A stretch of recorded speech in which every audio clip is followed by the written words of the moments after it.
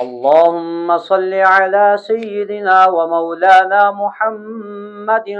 صاحب التاج والمعراج والبراق والعلم،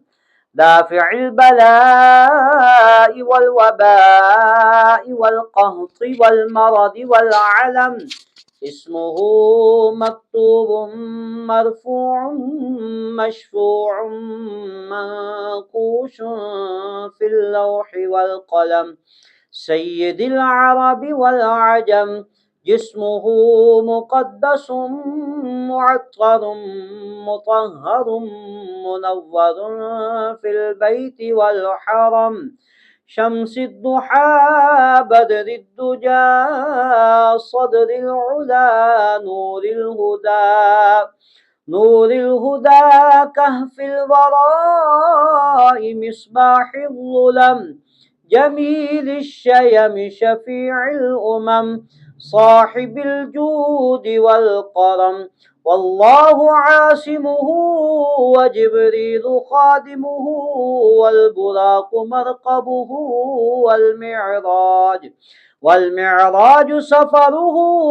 وسدرة المنتهى مقامه، وقاب قوسين مطلوبه، والمقصود موجود، سيد المرسلين خاتم النبيين شفيع المسلمين، أنيس الغريبين رحمة للعالمين، راحة العاشقين مراد المشتاقين، شمس العارفين سراج السالقين مصباح المقربين، محب الفقراء والغرباء واليتامى والمساكين، سيد الثقلين نبي الحرمين إمام القبلتين، وسيلتنا في الدارين، صاحب قاب قوسين محبوب رب المشرقين ورب المغربين،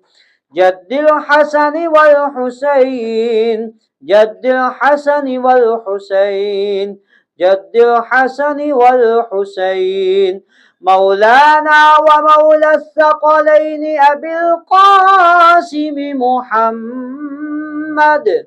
ابن عبد الله، نور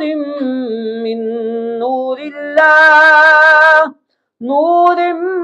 من نور الله، نور